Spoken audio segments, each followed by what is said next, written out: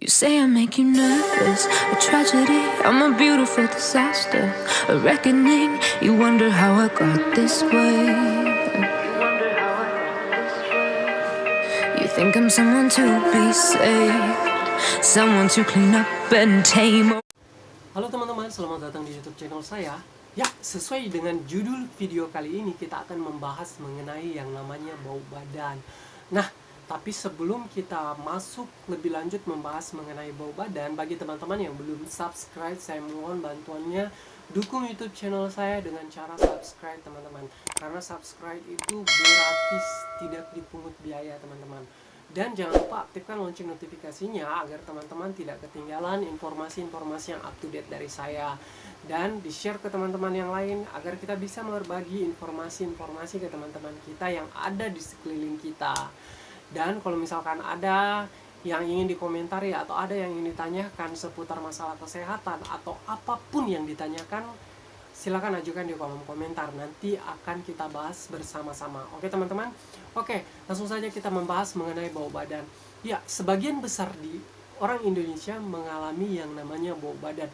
Entah itu yang sudah mulai yang tidak terlalu bau, kemudian sampai yang sangat bau, yang sampai satu ruangan itu nggak tahan dengan bau badannya. Seperti itu. Nah, kenapa bisa begitu? Karena perlu teman-teman ketahui bahwa kita tinggal di daerah yang beriklim tropis. Nah, iklim tropis itu yang menyebabkan kita mengalami bau badan. Tapi ada beberapa saudara-saudara kita yang tinggal di daerah pergunungan seperti di Toraja, daerah pegunungan, kemudian teman-teman yang ada tinggal di Bogor seperti itu ya. Puncak ya. Nah, daerah-daerah yang dingin, daerah-daerah pegunungan itu biasa tidak mengalami bau badan dan mereka tidak menggunakan roll on karena memang mereka tinggal di daerah yang dingin, sehingga walaupun mereka beraktivitas begitu berat tidak mengakibatkan bau badan. Kenapa seperti itu? Nah, karena bagi kita yang tinggal di daerah tropis ya, yang daerah-daerah yang memiliki suhu udara 30 derajat Celcius ke atas, kan cukup panas teman-teman ya, cukup panas. Nah, kalau misalkan kita banyak beraktivitas, semua pori-pori yang ada di tubuh kita ini akan terbuka dan mengeluarkan keringat. Nah, apalagi ketiak merupakan daerah yang terjepit seperti selangkangan, kemudian dan ketiak. Nah, daerah-daerah yang terjepit itu ada bakteri seperti itu, ada bakteri ya, ada bakteri yang hidup di situ.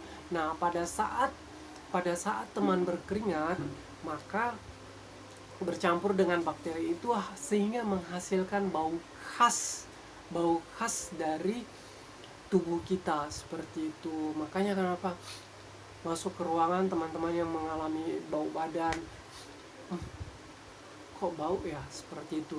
Nah, itu seperti ya, karena memang penyebabnya seperti itu, kita beraktivitas di luar ruangan, kemudian suhu panas yang begitu ekstrim itu bisa memancing bau badan. Terus apakah ada hubungan antara makanan? Kalaupun makanan memiliki hubungan, itu faktornya sangat kecil teman-teman, seperti itu.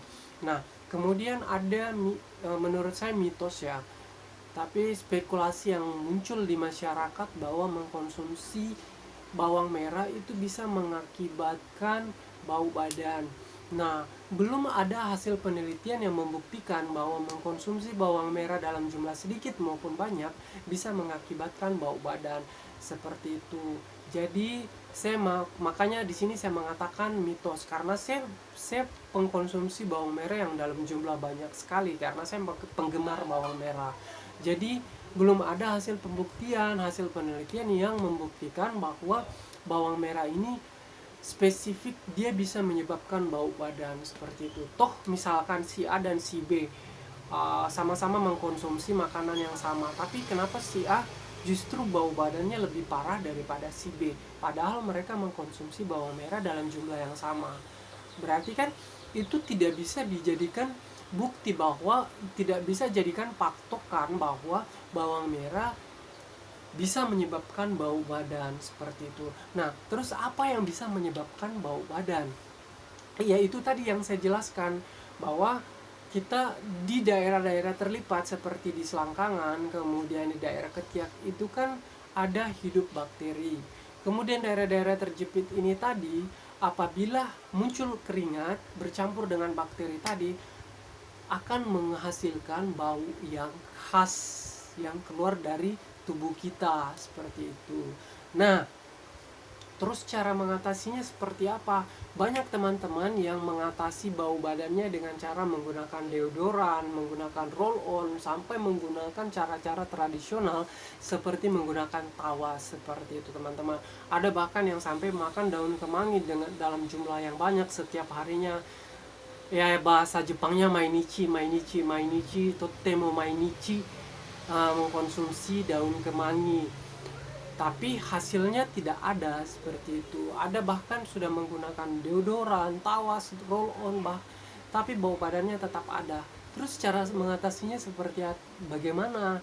Nah, begini teman-teman, cara yang paling ampuh untuk mengatasi bau badan ini, cara ini kebetulan saya bereksperimen waktu itu, karena saya bilang, wah malas menggunakan roll on, malas menggunakan tawas. Memang saya tidak memiliki masalah bau badan, memang ada tapi sedikit seperti itu. Nah, saya malas kalau misalkan di rumah harus pakai roll on, harus pakai tawas dan lain sebagainya, harus pakai deodoran. Akhirnya saya bereksperimen waktu itu hanya dengan menggunakan daun kemangi. Nah, saya bereksperimen dan ternyata hasilnya ampuh. Nah, daun kemanginya diapain? Jadi teman-teman, daun kemangi itu ambil segumpal daun kemangi ya, segenggam. Kemudian teman-teman rebus dengan 2 gelas air menjadi 1 air. Jadi dia akan rebus sampai dia menjadi 1 gelas air. Kalau misalkan teman-teman tidak suka yang pahit, teman-teman bisa rebus 1 gelas air menjadi setengah gelas air seperti itu teman-teman. Nah, kalau misalkan teman-teman tidak suka dengan yang pahit-pahit sekali, teman-teman bisa campurkan madu. Tapi kalau saya sarankan, ada baiknya jangan dicampur gula ataupun madu seperti itu, supaya khasiatnya lebih manjur seperti itu teman-teman. Jadi kalau misalkan teman-teman nggak kuat, ya lebih baik teman-teman cara yang kedua tadi, 1 gelas air direbus dengan daun kemangi sampai menjadi setengah gelas. Kalau misalkan teman-teman kuat, ya 2 gelas air direbus menjadi 1 gelas. Intinya 2 menjadi 1 atau 1 menjadi setengah seperti itu teman-teman. Kemudian diminum selama 1 minggu. Kalau misalkan teman-teman baru mengkonsumsi atau baru mencoba, teman-teman minum selama 1 minggu berturut-turut. Cukup sehari 1 kali seperti itu teman-teman. Jadi sehari sekali teman-teman konsumsi. Setelah 1 minggu dikonsumsi, teman-teman bisa memberikan jeda setiap 1 minggu sekali seperti itu. Dan cara itu sudah saya lakukan dan sangat-sangat ampuh sekali. Walaupun saya tidak menggunakan roll on, walaupun saya beraktivitas di cuaca yang sangat ekstrim, tetap tidak mengeluarkan bau badan, hanya mengeluarkan keringat saja seperti itu teman-teman.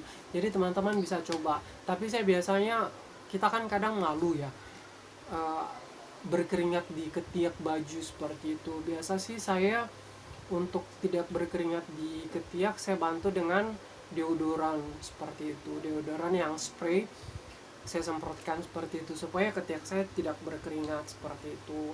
Karena kalau misalkan teman-teman ada yang menggunakan tawas, saya pernah coba menggunakan tawas.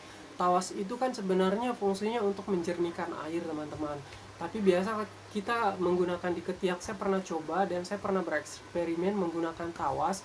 Saya tidak menyarankan di sini teman-teman menggunakan tawas karena awal-awalnya sih efektif. Jadi saya menggunakan tawas, wah bagus, wah nggak ada bau badan ya seperti itu.